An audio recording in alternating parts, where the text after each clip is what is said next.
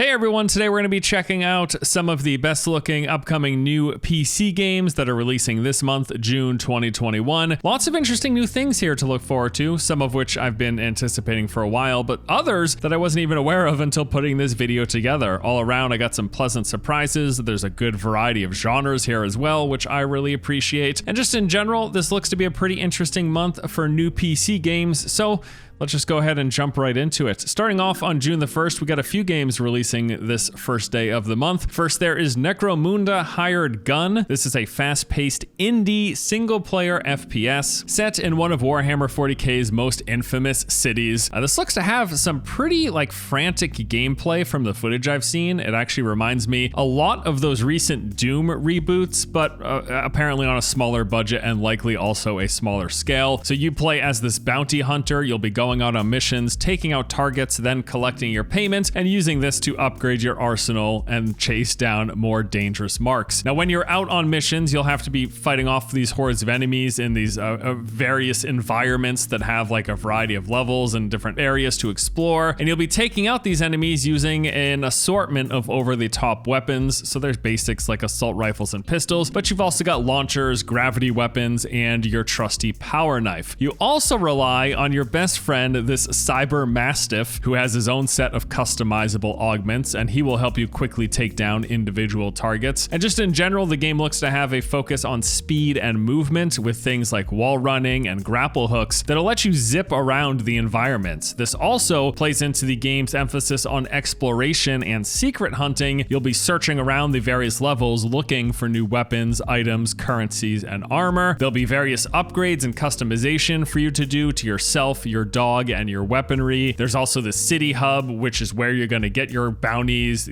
talk to various quest givers and NPCs that you can interact and trade with. And I gotta say too, I think this game just has a killer setting. I love really this dark, gritty, industrial underbelly of a city that this whole thing takes place in. Something that's really interesting to note too is they really want people to know that this is an indie game. Literally in all of their marketing material, in the descriptions of every video, on their websites, it literally voiced in their videos as well. They're like, this is an indie game, and it does have a price to reflect it. Its base price is $39.99. Currently, there's a 15% discount on Steam that lasts until June the 10th, making it $33.99. I think with their emphasis on telling people this is an indie game, they're probably trying to temper expectations, maybe in terms of just the overall quality of the game or its scale or whatever. But I do say, I like what I've seen in the trailers, this fast-paced, frenetic action. I don't know how big the game is, how long it's going to be, how not buggy it's going to be. I don't know any of that, but seems pretty interesting from what I've seen. Next up, also on June 1st, we have finally the release of the World of Warcraft Burning Crusade Classic. This is the updated re-release of WoW's 2007 expansion. Things will be mostly the same in terms of the game's content. Players will have a raised level cap to 70. There is the brand new continent of the Outlands, the addition of the Blood Elf and Draenei races, the new profession of jewel crafting, the introduction of flying mounts. There are a variety of new 5-player dungeons, as well as several 25-player raids, and the introduction of arena, PvP, and resilience gear. There's also a bunch of controversial stuff like paid character boost and storm mounts, so that's a whole nother can of worms. What's interesting about this is I really thought coming up, especially with the release of a classic WoW a couple years ago, 2019, I really loved that, and I played a lot of it, and I thought I was going to feel the same way about BC Classic, but I don't even know that I'm going to boot this thing up, surprisingly enough. It's on the list because I love MMOs. I have a special soft spot in my heart for WoW, and I know a lot of people are excited for BC Classic.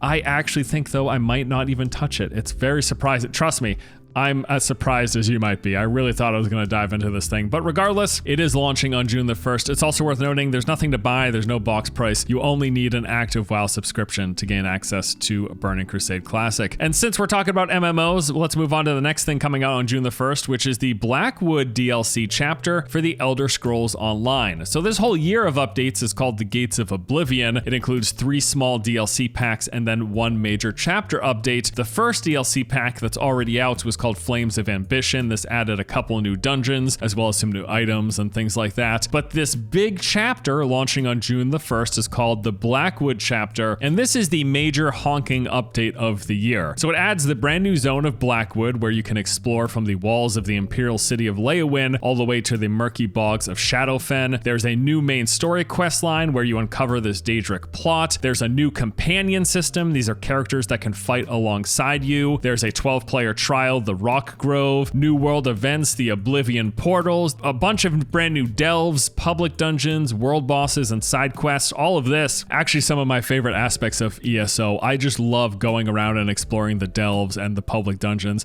I've always really enjoyed that. So there's a bunch of new of those that are coming with the new zone. There's also 6 new gear sets, items, and collectibles, as well as various updates and quality of life improvements. Now, the Blackwood chapter itself is priced at $39.99. This is coming to PC initially. Actually, I don't think the console version of the Blackwood update is launching with this. I feel like I would have noted that if it was. I might have completely messed this up. But anyways, yeah, Blackwood update coming out on June the 1st to PC at the very least. Next up on the list, coming out on June 8th, is The Edge of Eternity. This is a story-driven JRPG with open-world exploration and turn-based combat. So this game actually launched into Steam Early Access in December 2018, and it has very positive reviews at the moment. Although I will say it's a relatively small number of reviews considering that it's been available for 3 years now. This is a pretty small number of people who have reviewed the game, but regardless, the people who have played and reviewed it have generally positive things to say. In this game, you play as Darian and Celine, who are searching for a cure to this world-consuming corrosion. It's like the story of every JRPG ever.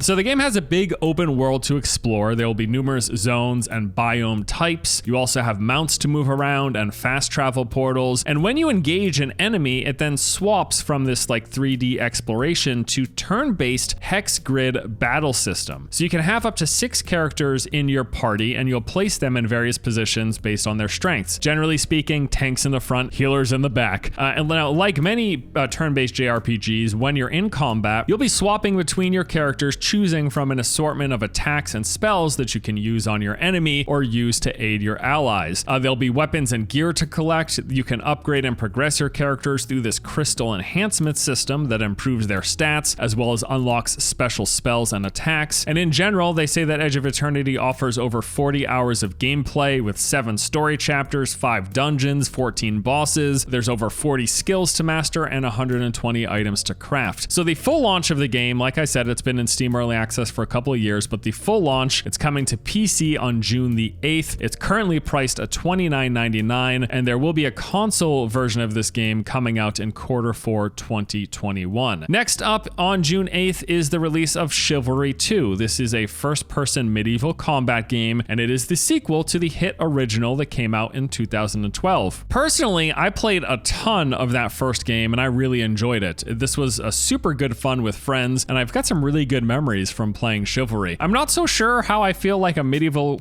melee combat-focused game is gonna hold up by 2021's video gaming standards, but I'm absolutely willing to give this thing a look because I loved the first Chivalry so much. So in Chivalry 2, they say that they aim to deliver an experience that replicates the epic battles from medieval movies with clashing swords, storms of flaming arrows, and sprawling castle sieges. Some of the games, the sequel's main features include, they say there's going to be a massive scale with 64 players in these sprawling, multi-stage team objective maps going from epic castle sieges to forest ambushes. There's a next-gen visual leap. They call it a AAA presentation. All of this running on Unreal Engine 4. They've revamped the combat system with all new moves, a weighty and physical animation system, and new, faster, and more natural combat flow. There's also various sandbox elements, with the battlefields being littered with things to interact with. They say you could grab a chicken, set it on fire, and throw it. How horrendous. And then you can also improvise with brand new fighting styles using things in the environment like pitchforks or picking up and tossing vegetables. They also have an enhanced player expression system with all new over-the-top characters with thousands of voice lines, along with this deep customization to provide provide opportunities for player creativity and role-playing. That's something that's really big in these like first-person medieval combat games. People love to RP in these things. This thing is launching for $39.99 on the Epic Game Store for PC, and it'll also be coming to PlayStation and Xbox consoles. Next up, releasing on June the 17th, we have got Red Solstice 2 Survivors. This is a sci-fi real-time strategy survival game that combines tense close quarters action with careful strategic planning. So some of the key features of this thing, they say that you'll explore this planet in a campaign that expands over time where you make tactical decisions while also engaging in this real-time open field combat and having to adapt to an ever-changing battlefield. You'll have to manage resources, explore this open map, and secure areas in these combat missions where you try to contain the spread of this biomass infection. They say there's over 15 main missions and 20 side missions, with each one consisting of one of 3 types: an exploration, stealth, and survival mode. There is a research and upgrade system where you get new technologies to take with you into battle. You can choose between 6 classes, each with their own unique gameplay experience. There's Assault, Demo, Heavy, Marksman, Medic, and Recon. And maybe the most interesting of this thing of all is that it features 8-player co-op. You don't see a lot of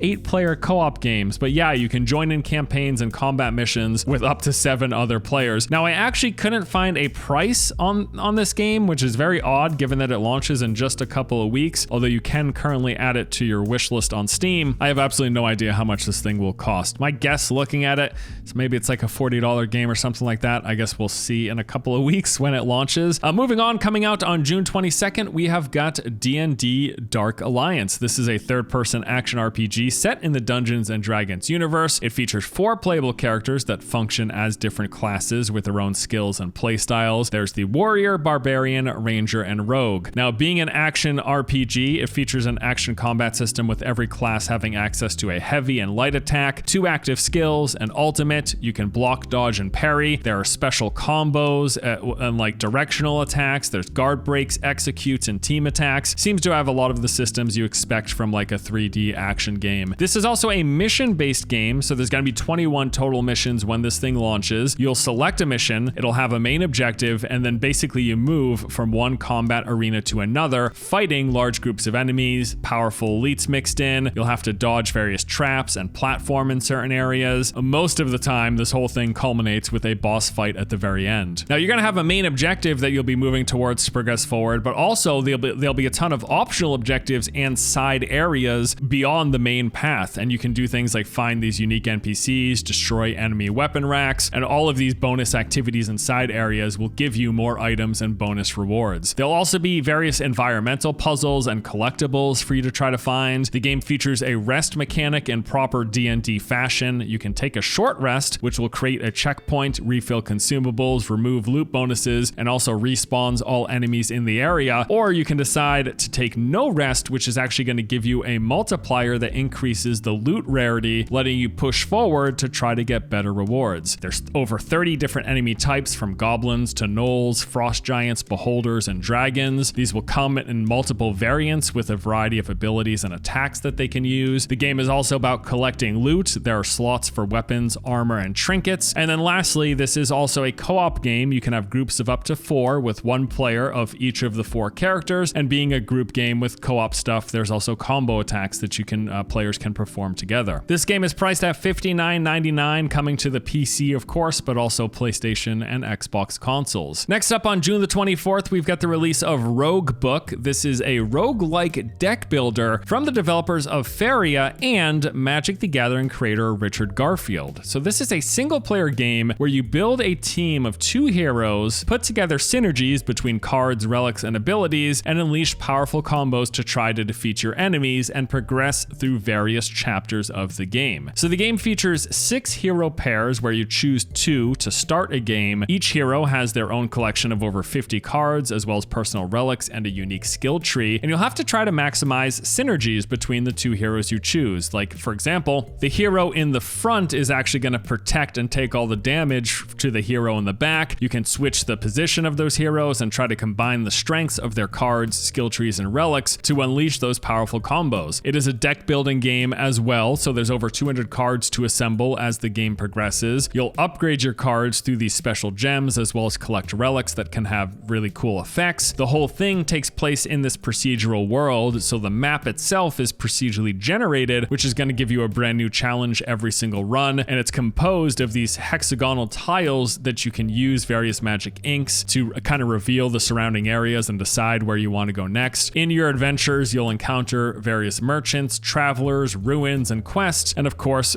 groups of enemies for you to fight. And yes, it is a roguelike, and in being a roguelike, death in the game is permanent, which will start you over and present an entirely new world to explore. They say that the game's got about 20 hours on average to beat a full game, and could take up to hundreds of hours if you try to unlock everything. The game is priced at $24.99. It's coming to PC via Steam. It's also going to be coming to consoles at some point shortly after. In a lot of ways, this actually reminds me quite a bit of a game that I played a bunch last year, Slay the Spire. I really liked that game. I never really ended up covering it on YouTube, but this is giving me similar vibes from like the presentation and everything. I really like the look and polish of this. I'm also a fan of card games in multiple varieties, digital and physical.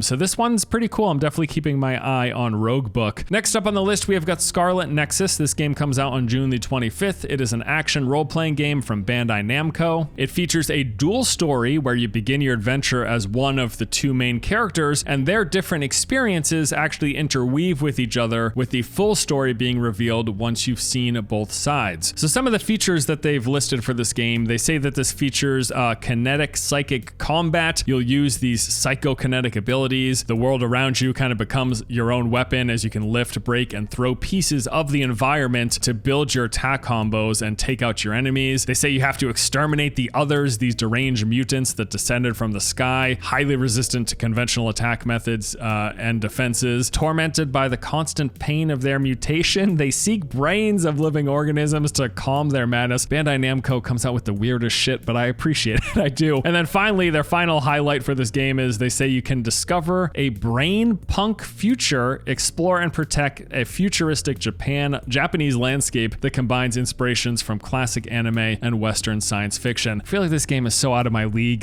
This is not my typical wheelhouse, but I gotta say, everything I've seen of this game from the trailers and everything looks really, really cool. This seems like an interesting action role-playing game. So this one is priced at $59.99, coming to the PC, PlayStation, and Xbox consoles. And then finally on our list for this month is this game called Solar Ash. The actual release date is to be determined. I haven't seen it listed yet. Also no price for this game, but this thing looks really cool. So this is a stylish 3D platformer that's set in this large open world where we play as a Void Runner trying to save her homeworld. So this game is all about movement, gliding, jumping, grapple hooks. You'll be quickly traversing and navigating the environment and various hazards. Combat, they say, is simple, fast, and fluid, and designed to encourage flowing from one action and one movement skill to the next. They say you'll journey through a surreal, vivid, and highly stylized world filled with mystery, wild high-speed traversal, endearing characters, and massive enemy encounters. I think the biggest thing of note here, though, is this is the second game from Heart Machine, the developers of Hyper Light Drifter. That was a very cool game, critically acclaimed, pretty awesome stuff, and this thing looks pretty amazing. Like, I like the style, the character design, the world presentation. It's a little bit like weird, but also very colorful and kind of engaging.